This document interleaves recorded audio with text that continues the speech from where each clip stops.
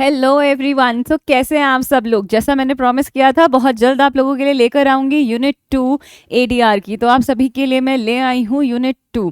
जैसा कि आप स्क्रीन पर देख पा रहे हैं, this is dispute redressal mechanism से रिलेटेड इस पे है। काफ़ी कुछ यूनिट 1 से जो है वो मिलता जुलता है, बट कोशिश की है मैंने कि क्वेश्चंस जो है फ्रेम इस तरह से किए जाएं और जजमेंट्स जो है वो इसमें डाली जाएं। तो चलिए शुरू करते हैं, और मुझे उम्मीद है कि आपको यूनिट 1 की जो वीडियोस हैं, जो केस लॉज हैं, वो अच्छे लगे होंगे। तो चलिए हम शुरू करते हैं यूनिट 2। देखिए, हम इसमें वही मोड्स को डिस्कस करेंगे, हालांकि सेम हम जो है वो यूनिट 1 में कर चुके हैं। ठीक है, हम इसमें लोक अदालत और परमानेंट लोक अदालत के बारे में थोड़ा सा जानेंगे, इंटरनेशनल आर्बिट्रेशन के बारे में जानेंगे। ऑलरेडी हम इसको 2(1)F में पहले पढ़ चुके हैं, और आर्बिट्रेशन बिजनेस और लेबर डिस्प्यूट्स में क्या रोल रखता है उसको हम जानेंगे। ठीक है, चलिए। तो हमारा पहला क्वेश्चन है, discuss the legal framework and procedure and modes of ADR in India. देखो, हमने लास्ट वीडियो में भी ये बात पढ़ी थी, पर जो लोग हमें पहली बार सुन रहे हैं, जिन्होंने यूनिट 1 की वीडियो नहीं देखी है, उनके लिए बेहद ज़रूरी है अच्छे से जानना कि ऑल्टरनेटिव डिस्प्यूट रेजोल्यूशन एक ऐसा मैकेनिज्म है जो क्या करता है, डिस्प्यूट्स को रिजॉल्व करता है। ठीक है, ट्रेडिशनल कोर्ट लिटिगेशन से थोड़ा सा हटकर। तो इंडिया में जो है वो बहुत ज़्यादा सिग्निफिकेंस है एडीआर का, क्योंकि कोर्ट के बर्डन को जो है इन्होंने रिड्यूस किया है, फास्ट ट्रैक कोर्ट को जो है इन्होंने इंट्रोड्यूस किया है, कॉस्ट इफेक्टिव है, एमिकेबल डिस्प्यूट सेटलमेंट है। तो आप देखिए, arbitration and conciliation act we do have, जो कि एक प्राइमरी लेजिस्लेशन है जो कि आर्बिट्रेशन और कंसिलिएशन से इंडिया में डील करता है। इस मॉडल पर जो है वो बेस्ड है। बहुत सारी अमेंडमेंट जो है वो आई हैं, और अलग अलग चीज़ों से वो डील करता है, डोमेस्टिक और इंटरनेशनल आर्बिट्रेशन से, कैसे फॉरेन अवार्ड्स को एनफोर्स किया जाता है, क्या कंसिलिएशन किसे कहते हैं, क्या प्रोविजंस हैं। तो ये कुछ उसके पर्टिकुलर इंपॉर्टेंट सेक्शंस हैं। याद आया, हमने 7 में पढ़ा था आर्बिट्रेशन अग्रीमेंट क्या होता है, हमने पढ़ा अपॉइंटमेंट ऑफ आर्बिट्रेटर कैसे होता है, हमने जाना कि अगर चैलेंज करना है तो चैलेंज कैसे होगा। हमने सीपीसी का 89 जो है वो पढ़ा था कि उसमें अलग अलग मोड्स थे। तो अब बात करते हैं कि what are the modes of ADR. तो हमने जाना था 89 में भी arbitration, conciliation, negotiation, judicial settlement, Lok Adalat, ये कुछ अलग अलग मोड्स थे। इन्हीं को ही हम जो है वो थोड़ा सा अब डिटेल में पढ़ेंगे। देखिए, आर्बिट्रेशन क्या होता है, प्राइवेट क्वासी जुडिशियल प्रोसेस है जहाँ पर आर्बिट्रेटर होते हैं। इसका जिक्र जो है वो आर्बिट्रेशन कंसिलिएशन एक्ट में किया गया है। इनके जो डिसीजन है वो बाइंडिंग होते हैं। ठीक है, हमने पढ़ा था कि इवन नहीं होने चाहिए। ठीक है, आर्बिट्रेटर्स। आर्बिट्रेशन एग्रीमेंट सेक्शन 7 में है, आप आर्बिट्रेशन के लिए रेफर कर सकते हैं। 8 में 11 के हिसाब से आर्बिट्रेटर अपॉइंट किए जाते हैं, कैसे प्रोसीडिंग्स होती हैं यहाँ दिए गए हैं, कैसे चैलेंज किया जाएगा और फाइनल माना जाएगा कि नहीं माना जाएगा उसमें बताया है। Let's come to the conciliation. Conciliation एक नॉन बाइंडिंग है, फ्लेक्सिबल प्रोसेस है, न्यूट्रल थर्ड पार्टी बीच में आती है। पार्ट 3 जो है वो आर्बिट्रेशन कंसिलिएशन एक्ट का कंसिलिएशन से डील करता है। 62 इस सेम एक्ट का बताता है रोल कंसिलिएटर का रोल क्या है, यहाँ से पता चलता है। सेटलमेंट अग्रीमेंट कहाँ पर होता है, सेटलमेंट अग्रीमेंट पे हम अलग से क्वेश्चन करेंगे यूनिट 4 में, तो इसे भी आप ध्यान में रखिएगा कि फीचर क्या है। तो आपको कोई फॉर्मल कोर्ट इन्वॉल्वमेंट नहीं होती है। फिर आते हैं मीडिएशन। क्या होता है, एक स्ट्रक्चर प्रोसेस है जहाँ पर न्यूट्रल थर्ड पार्टी जो है वो नेगोशिएट करवाती है, डिस्प्यूट रिजॉल्व करवाती है। 83 में बताया हुआ है। We do have mediation rules, we do have mediation act, जिसे हमने वेरी रिसेंटली जो है वो स्टैट्यूटरी रिकॉग्निशन जो है वो दिया है। समझे आप मेरी बात को। चलिए आगे आते हैं। क्या प्रोसीजर होता है, मीडिएटर को अपॉइंट करना होता है। ठीक है, इंडिविजुअल और जॉइंट सेशंस होते हैं, एक सेटलमेंट अग्रीमेंट बनता है। ठीक है, लैंडमार्क जजमेंट हम बहुत बार पढ़ चुके हैं, जिसने क्लैरिफाई किया कि कोई भी सिविल डिस्प्यूट्स हैं क्रिमिनल को छोड़कर और इनको छोड़कर जो है वो एडीआर में जा सकते हैं। ठीक है, आगे आगे आते हैं। चलिए, नेगोशिएशन को पढ़ते हैं। वॉलंटरी प्रोसेस है जहाँ पर पार्टीज जो है वो डिस्प्यूट सेटल करती हैं बिना किसी थर्ड पार्टी की इंटरवेंशन के। लीगल स्टेटस जो है वो इसका बिल्कुल इनफॉर्मल है, कोई स्पेसिफिक स्टैट्यूट नहीं है नेगोशिएशन के विद रिस्पेक्ट टू, बट आप इसे ध्यान में रखेंगे। फ्लेक्सिबल है, कॉस्ट इफेक्टिव है और कॉन्फिडेंशियल है। कॉमनली जो है वो कमर्शियल कॉन्ट्रैक्ट्स और बिजनेस डील्स में जो है बेटा इसको यूज़ किया जाता है। 89 सीपीसी हम ऑलरेडी बहुत अच्छे से पहले पढ़ चुके हैं कि सेटलमेंट एग्रीमेंट के बारे में बात करते हैं, जिसमें अलग अलग जो है वो फॉर्म्स हैं। ये इनकरेज करते हैं कि डिस्प्यूट्स को रिजॉल्व किया जाए, पेंडेंसी जो है वो ना हो। ठीक है, बेनिफिट्स क्या हैं एडीआर के, आप इसे ध्यान में रखेंगे कि ये टाइम कंज्यूमिंग, कॉस्ट इफेक्टिव है, कोर्ट के बैकलॉग को कम करता है, कॉन्फिडेंशियल है, रिलेशनशिप्स को जो है वो प्रिजर्व करता है। ठीक है, रिलेशनशिप्स को जो है वो प्रिजर्व करता है, तो आप इसे ध्यान में रखेंगे। आइए आगे, तो बस आप इसे कंक्लूड कर देंगे कि इसमें ऐसे ऐसे है, और हमें हमारे पास ये मोड्स हैं, अलग अलग एक्ट जो है वो एडीआर को प्रमोट करते हैं। हमने यूनिट 1 के फर्स्ट क्वेश्चन में भी कुछ ऐसा ऐसा सा ही पढ़ा था, तो बस आप इसे ध्यान में रखेंगे। तो बस आप इस हिसाब से मोड्स को जो है वो बता सकते हैं। दिस इज़ इट, ईजी है ये। फिर आते हैं कि लोक अदालत के क्या पावर्स हैं, क्या प्रोसीजर्स हैं, क्या इसके अवार्ड्स जो है वो बाइंडिंग है, क्या लोक अदालत और परमानेंट लोक अदालत में डिफरेंस होता है। तो देखिए, लोक अदालत और परमानेंट लोक अदालत दोनों ही गवर्नड हैं लीगल सर्विसेज अथॉरिटी एक्ट 1987, जिसे एलएसए एक्ट भी कहा जाता है, जिसे इनैक्ट किया गया जस्टिस और फ्री लीगल एड प्रोवाइड करने के लिए। मीनिंग क्या है देख लीजिए, लोक अदालत को बेटा पीपल्स कोर्ट कहा जाता है। एक ऐसा मैकेनिज्म है जहां पर डिस्प्यूट्स एमिकेबली कॉम्प्रोमाइज और सेटलमेंट के थ्रू जो है वो सेटल किए जाते हैं। ठीक है, गांधीयन प्रिंसिपल ऑफ कंसिलिएशन पे जो है ये बेस्ड है। इसके लीगल बेसिस अलग अलग हैं, आप इसके चैप्टर्स को जो है वो देख लीजिएगा। कॉम्पोजिशन कैसे होता है, जुडिशियल ऑफिसर जो है वो चेयरपर्सन होता है, मेंबर्स इनके लॉयर और सोशल वर्कर हो सकते हैं। जूरिसडिक्शन कैसे है, कोई केस पेंडिंग है, प्री लिटिगेशन डिस्प्यूट है, सिविल केसेस है, कंपाउंडेबल क्रिमिनल ऑफेंसेस हैं, कोई फैमिली डिस्प्यूट्स हैं, इस तरह के सारे ही डिस्प्यूट्स जो हैं वो लोक अदालत में जो है वो जाते हैं, लोक अदालत में जो है वो जाते हैं। ठीक है, प्रोसीजर क्या है, लेस फॉर्मल है कोर्ट से, पार्टीज जो है वो अग्री कर देती हैं, कोई रिजिड प्रोसीजर नहीं है। ठीक है, पैनल के हिसाब जो है, पैनल जो डिसाइड करते हैं उस हिसाब से सेटलमेंट किया जाता है। अगर कोई सेटलमेंट नहीं हो रहा है तो मैटर जो है वो वापस कोर्ट में चला जाता है। आपने सुना भी होगा कि आजकल तो कितनी ऐड आने लगी लोक अदालत की, मैटर्स जो है वो वहाँ पे रिजॉल्व हो जाते हैं। अगर कोई नहीं होता तो वो वापस कोर्ट में चला जाता है। बहुत ज़्यादा ट्रैफिक चलान्स एंड एवरीथिंग हर एक के जो है वो आने लगे हैं। ठीक है, पावर्स क्या हैं इनके पास, सिविल पावर्स हैं, समन कर सकते हैं, एविडेंस रिसीव कर सकते हैं, डिस्कवरी ऑफ डॉक्यूमेंट्स कर सकते हैं। ठीक है, रिकॉर्ड्स को देख सकते हैं। अब बात आती है कि क्या जो है लोक अदालत के अवार्ड्स जो पास किए जाते हैं वो बाइंडिंग होते हैं, तो बिल्कुल बाइंडिंग होते हैं। तो 21 सेक्शन क्या कहता है, the award of the Lok Adalat shall be deemed to be a degree of civil court and shall be final. तो ये बहुत इंपॉर्टेंट है, इसे तो आप ज़रूरी लिखेंगे। ठीक है, कोई अपील जो है वो इनके अगेंस्ट लाई नहीं करती है, एनफोर्समेंट सिविल कोर्ट एग्जीक्यूशन के थ्रू ही होता है। कोई कॉम्प्रोमाइज़ अगर नहीं हुआ तो नहीं कर पा रहा है तो कोई दिक्कत नहीं है, वापस कोर्ट में चला जाता है। लीगल बेसिस इन सेक्शन के हैं, कॉम्पोजिशन कैसे होता है, चेयरपर्सन है, डिस्ट्रिक्ट जज या फिर वो 2 मेंबर्स लीगल सोशल होते हैं। ज्यूरिसडिक्शन कैसे होता है, कोई भी प्री लिटिगेशन डिस्प्यूट चल रहे हैं या कोर्ट में चल रहा है तो हर तरह का डिस्प्यूट जो है वो वहाँ पे जा सकता है। ठीक है, तो कब कितने लिमिट तक की, 1 करोड़ तक का जो है वो हो सकता है। यूनिक पावर क्या है कि अगर पार्टी जो है वो फेल कर जाती है कोई सेटलमेंट पर, तो परमानेंट लोक अदालत के पास अथॉरिटी है कि उसको मेरिट्स पे जो है वो डिसाइड कर सकता है। तो प्रोसीजर क्या है, एक एप्लीकेशन फाइल होती है, कंसिलिएशन का अटेम्प्ट किया जाता है, फेल हो जाता है तो एजुकेशन मेरिट्स पे किया जाता है, डिसीजन बाइंडिंग है, सिविल कोर्ट की तरह जो है वो माना जाता है।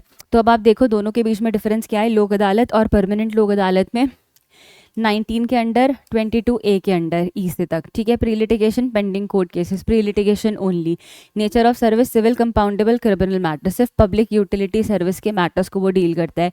तो यहाँ पर नो, सिर्फ कॉम्प्रोमाइज़ पे यहाँ पर वो कर सकता है अगर कंसिलिएशन फेल हो जाए तो। ठीक है, कोई अपील नहीं होती, यहाँ पर भी कोई अपील नहीं होती। टेम्परेरी पैनल है ये, परमानेंट क्वासी जुडिशियल पैनल है।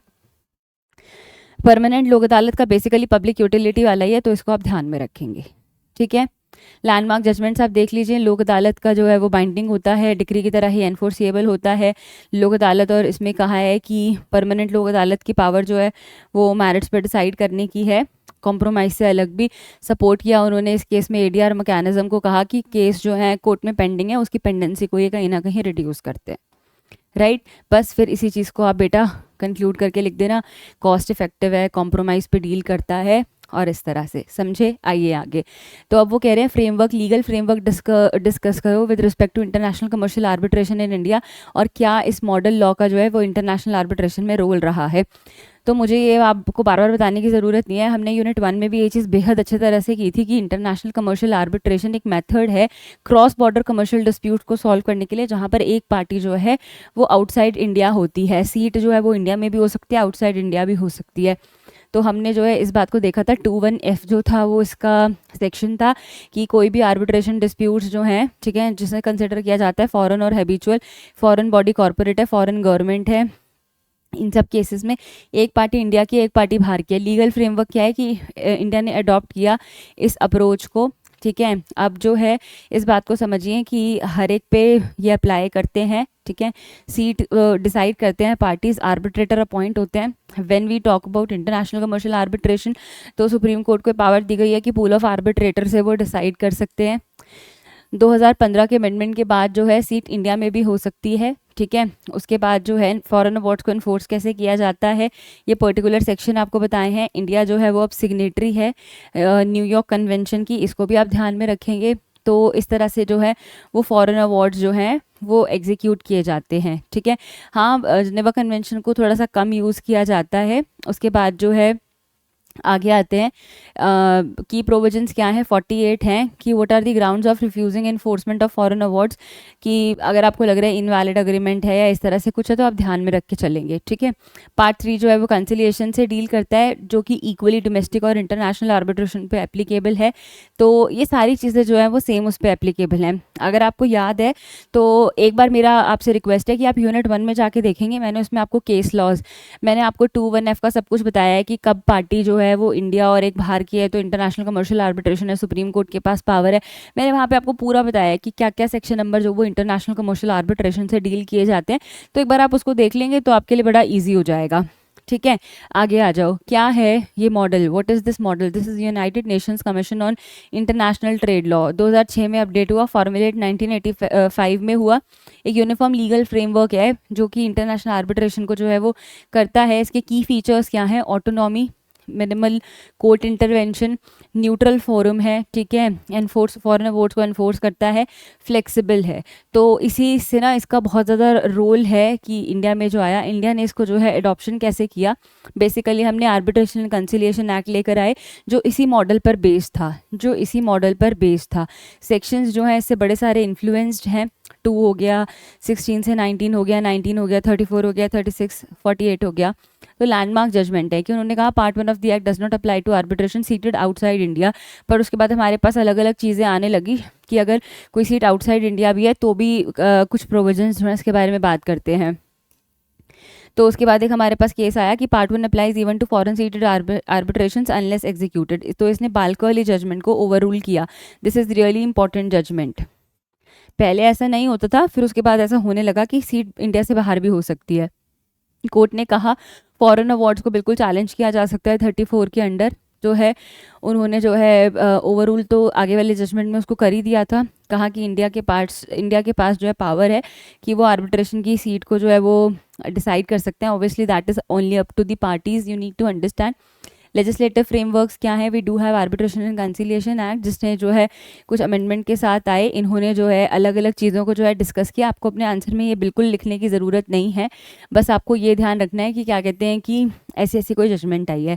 तो आपको मॉडल का उन्होंने पूछा है तो आपको ये सब लिखने की बिल्कुल ज़रूरत नहीं है। तो देखो, मैं आपको इस सेक्शन में एक बेहद अच्छी बात बता देती हूँ जिसपे आपको आंसर एनी हाउ लिखना ही लिखना है बेटा। एक तो आपको बताना है कि इंटरनेशनल कमर्शियल आर्बिट्रेशन क्या होता है। तो आप 2(1)(f) को अंडरस्टैंडिंग, आप बच्चे 2(1)(f) को जो है वो पूरा का पूरा अच्छे से बता देंगे कि 2(1)(f) जो है वो क्या होता है, ठीक है।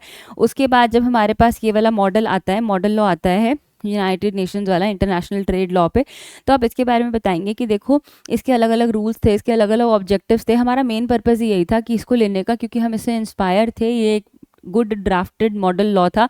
तो हमने इंडिया में आर्बिट्रेशन एंड कंसिलिएशन एक्ट के रूप में जो है इसको अडॉप्ट कर लिया, इसके रूल्स को और चीज़ों को देखते हुए, ठीक है। तो बस आप आपको इसी चीज़ों का ध्यान रखना है और इसी तरह से आपको जो है इसको आंसर करना है।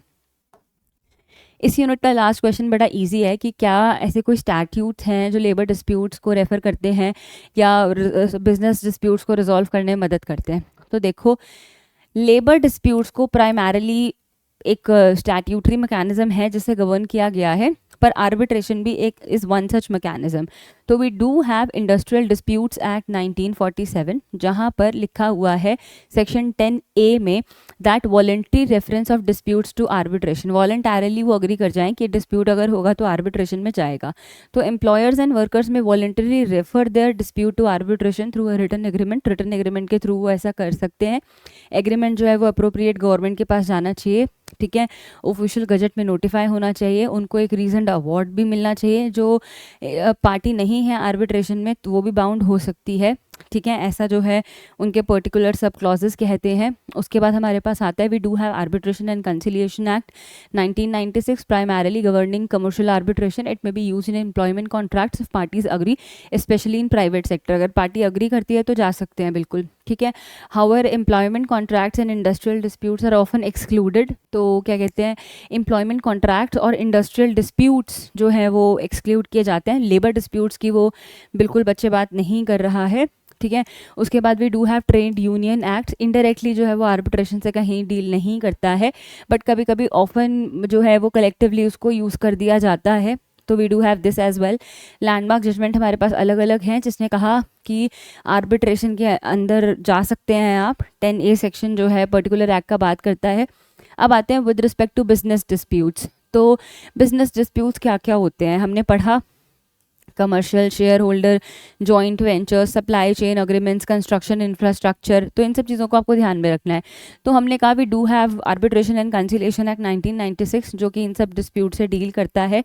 इसमें जो है पार्टीज इंक्लूड कर सकती हैं सेपरेट भी या अपने अग्रीमेंट में भी।